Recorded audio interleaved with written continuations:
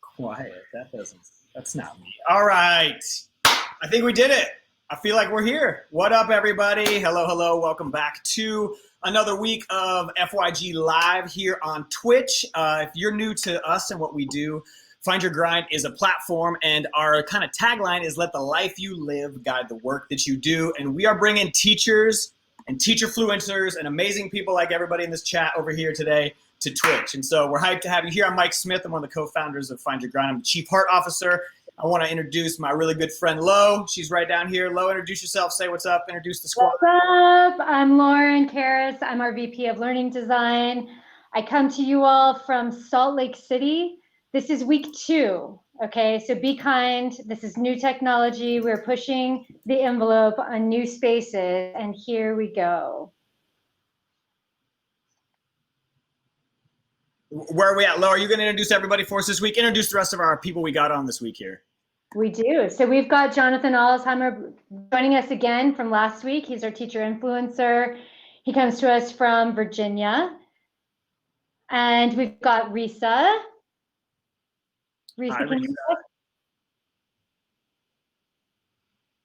Risa, can you hear us all right, or is it cutting in and out for you? We're gonna wing it then and relay. I feel like this is the perfect setup for the show right now. Like I feel like this is like the ultimate setup for the show because everybody in the world's going through this. Like everyone's having logon issues, everyone's having bandwidth issues, everyone's having my screen froze and I'm in a dumb position and now I'm stuck in a whole meeting looking like this issues. Like we're all struggling with it together. So we'll get through it, Risa. But yeah, we'll just use the chat and kind of take it off. And so the topic of tonight's conversation, Lo, is what? What are we talking about tonight? So we're actually going one step at a time. We're all in this together. Everything is crazy right now. Technology is helping us out a lot, and we're finding a lot of glitches. But we're just going to talk a little bit about keeping it simple. So, Mike, why don't you talk a little bit about keeping it simple? Because I know this is kind of your jam.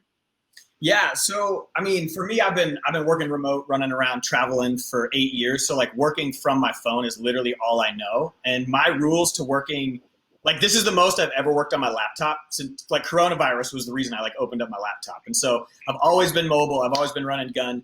But for me, it's always been about don't overthink the processes. And so I have a couple apps that I use and I try to use those really well. I have a couple like processes that I use and I try to use those really well, but I don't overcomplicate things. I try to keep it like super simple, super chill, very like easy to use apps. I maximize them. But the one thing that I do for myself that I think is like critical for surviving these times is I plan for the disruption. And so I don't have hour-long meetings. I only have 30-minute or 45-minute meetings because I know they're going to go long. And so I always try to plan. Risa, we back? Can you hear everybody? We're back. All right. Yay! Yay! Welcome to it. I love it. I love it.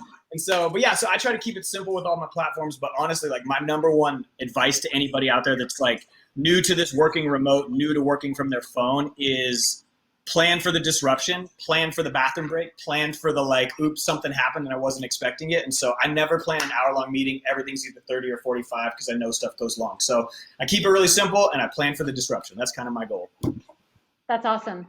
Can you tell me, Mike, I know you are kind of a stickler on like specific habits. You have routines. Mm-hmm. Like talk to me a little bit about your habits that help you get through this. So my big one is every night, so tonight I'll look at my calendar for tomorrow and I always ask myself like, what's the most important thing I can do tomorrow? And does my calendar reflect that? And if it doesn't, then just make adjustments, like get rid of meetings, move things, adjust things around. But sometimes we set a calendar, especially now as you're trying to set your calendar way ahead. Every night I kind of look at it and then, yeah, just kind of set my calendar accordingly. And then I just try to plan for the disruptions and move on. Awesome. Awesome. All right. So Risa, we're glad that you were able to join back in. We were just talking a little bit about keeping things simple, really taking one step at a time when life gets crazy.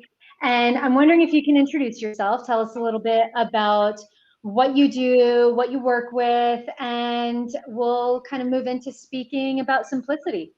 For sure. So my name is Risa Bennett. I'm the program manager for education and outreach at Pear Deck. which basically means that I work closely with educators who train other educators to use Pear Deck. So what I was doing previously before we shut down travel was going and training groups of educators around the country, building connections and helping them find ways to connect with students via Pear Deck. And now I'm doing that from behind the screen, just like everybody else, adapting to how do we do this remotely. So yeah, just kind of trying to be flexible, I think, like everybody, and model patience and grace when things don't go how you think they're gonna go. Yeah, great tips, great tips. We're all just kind of rolling with it here, right? One step, 1 minute at a time. Jonathan, you're back. Tell us a little bit about, I know you're a dad, you've got kids, like what's going on with you around like one step at a time and some routines you've got? Yeah, I have two little girls. One of them's in first grade. And, when it comes down to this whole parenting thing at home, I think one thing we got to understand is the kids are out of their element just as much as we are. And I think the biggest thing is like what I've seen as a teacher and as a parent across the board is like kids, they don't understand, like they're at home. They don't want to do schoolwork at home. So as a parent, first thing, number one, just do the best you can. But number two, kind of build your routine and set your routine and try to stick to it, just like a school day. Like if you're going to do something in the morning, do it in the morning every day. And that's what I've found that works the best for me and my girl and the students across the board. Just kind of keep that routine every day. If you're going to use technology or you're going to do math in the morning or whatever you're going to do, you stick to it the best you can and give yourself some grace, because some days are going to work better than others. Some days your kids are going to be locked in and other days they're not. And they're really going to kind of hone in on what you think and kind of your mindset as a parent. Yeah, that's definitely what's going on, right? They can kind of pick up on all the vibes, right? Yeah, so when we're feeling nervous, when we've got the vibes going on, right, and life's a little bit chaotic, sometimes it really helps us to be able to rely on some simple tools, right, in order for us to really just kind of move along one step at a time. Risa, can you tell us more about Pear Deck? I know that it's a beautiful design. I've checked it out. Tell us a little more about what it is and, what's your kind of claim to fame with it? Sure. So Pear Deck is a student engagement and formative assessment platform. We originated as a Google app for education, where we were an add-on for Google Slides, and now we also operate inside of PowerPoint Online. And what our platform does is allows teachers to embed interactive questions into their slide templates. And so using the platform then, instead of calling on raised hands, or in the case of remote learning, trying to call on tiles on your screen, every single student can participate anytime you pose a question, and it allows every student to have a voice, and it allows teachers immediate insight into student input and thinking. And our claim to fame is that we are incredibly easy to use, and teachers that have been transitioning to remote learning are flocking to us now. Maybe people even that were afraid to use technology before have heard, okay, this is a pretty easy one to slot into my routine. And we're able to now provide support for those educators during this time. I relate to that. I had to write like a 8-week kind of curriculum for a content course that we're doing for after school. And the template for just creating like curriculum is so hard. And if you're not a teacher, it's so intimidating and it's so overwhelming. I don't know how y'all do what you do. But like, I was looking at this and I was like, I don't know what these words mean. I don't know what these people do all day with their time, but like, this is crazy. But like, then I looked at Pear Deck and I was like, oh my God, like this is what helps people who are struggling right now with the simplicity and the ease of it. So as a first time kind of like curriculum person, like I was really impressed with, it made it so easy. It wasn't overwhelming. And I think so much is overwhelming for people right now. I was overwhelmed looking for resources. I saw Pear Deck and was like, this is incredible. And so I really value the simplicity you've had. And so, something that went in the chat real quick, and we've kept it about keeping it simple, and I want to keep it simple. But Jonathan, you said something. Risa, you said the same thing. You both said you've got to give yourself grace in this time. How does that, like, I can only imagine the grace you have to give yourself as a teacher, but talk about maybe some of the ways you've given your students grace and you've tried to keep it simple for your students, Jonathan, as you've worked with them. And Risa, what are you seeing? Like as classes are keeping it simple, how are students adapting to some of this stuff? Because that's what people are talking about, is like giving Absolutely. grace. Yeah. I think kids feel the same stress in a lot of ways we are. I'm getting messages after messages from students that are like, man, like, how do I do this? Or I don't have access to, technology at my house, or I have access on the weekends, and over and over and over again, I send these messages to my students, whether, on email and things. And I'm just like, listen, or on phone calls and things. And I'm just like, listen, like, it's okay. Do it at your pace, do the best you can. At our district where everything's optional, you know what I mean? But these kids, they want to learn. So it's all about like, listen, just do the best you can with what you have. And a lot of times as teachers, one of the best things we can do with our students is we can put things up there that they can get to on their own time, talking about keeping it simple. You know what I mean? You can do lots of amazing things, but you can always keep the accessibility simple. And that's valuable. And that relieves the stress and the pressures with the students and the parents at home. I completely agree. I actually was just talking to an educator this week who had created choice boards, and he had created a choice board that was for students who had access to the internet regularly, and a choice board for those who didn't. And with the choice board, obviously you have different columns and different activities, and the goal is for kids to try something in each of the columns, not necessarily to black the whole thing out, but just finding ways that make sense for their learning, that they feel comfortable doing on their own. And then the other thing that I'm hearing overall from educators is like, as long as they're hearing from every student, they can be at peace with whatever the kid is or is not able to get done. When they start to worry is when they aren't hearing from the student or not being able to connect with the parent.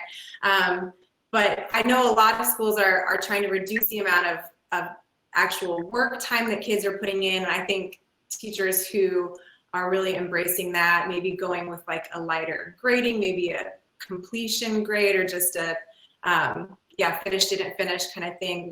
Just lightening that up, I think, is making it easier on both sides, for the educators, for the students, and for the parents who are trying to tag in and help their kids navigate this. Yeah, that whole theme of keeping it simple and just taking one step at a time, right? None of us are experts in this. I've heard a lot of educators talk about this as the great experiment, right? It was immediate, it was fast. I like that. Everybody is trying everything. We don't know how it's going to work out. We don't know what to expect, but just being really methodical and one step at a time. I know that in the space of learning design, we're always trying to balance that. How much is too much, right? How are we going to measure what really matters? How are we going to communicate what really matters, and making sure we're not overwhelming? Like, basically, don't overdo it, because if you're overdoing everything, then you're underdoing everything also, right? Like, they can't access it. So I love that whole like balance of online versus offline, that balance of what really matters. And I know that that's something that Jonathan, you've talked about a lot, right? Like, it fits in with giving grace. Risa, I know you talked a lot about, the design even in Pear Deck. And here, Mike, this one's for you. The word assessment can sound super scary. Oh, right? Yeah. Yes. So, as a academic, you're instantly like, uh-oh. Like, here comes, it's like instantly I'm like right there with the ACT, SAT, ASVAB. You're right there in that world. Right. And something that I really appreciate in Pear Deck is the approach around assessment for learning. So Risa, give us the quick one, like the quick round, and like help us really understand that for the non-experts. Like, what do we mean by that? Sure. So for the non-experts, education operates in two kinds of assessments. There's the summative assessment, that's the ACT, that's the big guy at the end, like pass, fail, did you know it? But what is supposed to happen along the way is formative assessment, that we're checking for understanding along the way. And that is what Pear Deck is built for. We really, really try to emphasize with educators that when you're asking students questions and looking at responses, we're not trying to get hung up on the right answer. We're trying to see where students are in their progress so that we can adjust our instruction to meet the students where they are. I see Jonathan up there giving me the praise hands. But that is the short of it. And with Pear Deck, you see those answers coming in real time. So truly, as students are responding, you know where they are and you know what interventions you need to make. If that's happening asynchronously and you're watching those responses come in as students are responding, but maybe not all at the same time, you can even find ways to reach out to them when you know they've finished the assignment. Like, don't you don't have to delay feedback if you have the bandwidth to give them feedback when you see it come through. So in this whole shift and like bringing kids back home, and some parents who are really able to spend more one-on-one time with their kids, what are some some advice around that? I know, for example, I'm fortunate enough, and I recognize that, where my husband's really able to support our kids' learning, and he was blown away the other day. He's like, holy cow, I don't care that they didn't actually finish the assignment. The fact that we were talking about inherited traits, right, and DNA, which was the lesson, for the whole week, and like checking in on that and like having really cool conversations about it was so much more meaningful, right? And so like, what are some other tips or some other things that we can be doing at home without overdoing technology? So the big thing that I always really want to emphasize is just asking more questions about what's already there. Even something as simple as, how do you feel about what you're learning? Whether that becomes a social emotional learning conversation, or whether that's metacognition, which is thinking about your thinking, which is really important to help reinforce learning. Just like you said, your husband said, just engaging in that conversation, looking for ways to spark curiosity or connect what they're learning to something in the real world, which also builds those pathways in the student's mind. That's awesome. All right, so let's go, Jonathan. Like, how are we talking about keeping that simple? Like, what are your tips now for educators, for parents, again, like in balancing this? Yeah. Well, I think there's a couple of great points that we've been kind of making throughout this thing here. Number one, the ability to kind of interact with the students in real time. I really like that. And as a parent, as it relates to kind of this whole, not only a teacher, but also a parent, but my tip is this: like, find things that you can turn into something that's academic, that is interesting to your child. Like, it depends on what's interesting to your child. I mean, my daughter was watching a video on spiders. Next thing I know, I took her outside and I said, okay, let's go run and let's find some bugs. And then, okay, let's do a writing assignment with that. Let's do some writing, or let's do whatever. And you can have your kid doing whatever. Like, my kid's little, she's only 7 years old. So for her, like, picking up bugs is cool. But like, you could have a kid who's into sports or into skateboarding or into whatever. And you can turn a normal everyday thing into something that's academic. You can use whatever you have around their house and turn it into a writing assignment, turn it into a math assignment. I mean, we were using gummy bears to do math at the table. Like, you could turn, just like you're saying, keeping it simple, but keeping it real and using things that kids actually like. Because what we're going to see is kids who don't want to do anything academic. Again, they're interested in other things right now. They're at home, they want to play video games, whatever. So then use the stuff that you have that they're interested in. Use their interests and tie it into something academic, even if it's just writing or reading. Like, right there, that's huge. So find some stuff online or whatever that could be an article about something that they love, and have them read it, and then have them do some sort of writing assignment with that, even if it's just summarizing the main points and all that stuff. Like, that right there is simple, but it's also big in the academic world, especially as a teacher. I want my kids to read and write all the time. Yep. So I'm hearing, keep them engaged, right? Give them a little bit of agency, right? Let them choose the gummy bears, let them choose the tools, and really around, like, the technical term educators speak is content-based learning, because you can apply that academically, right? That is like the glue, it seems, especially now, to keep them engaged, right? Not overdoing it, keeping it simple, not overdoing learning craziness, right? Not talking about assessments, all crazy talk, right? But really making sure that we're connecting with them as learners. Mike, you do this every day, right? Yeah, I think the thing that's been so cool for me is not on the teacher side, but it's more on the kid side, is kids want to learn. Like, kids want to learn, they want to be engaged, they want to do these things. The amount of kids that are missing just that interaction at school with their teachers, I hope the world is getting a really good picture now at how important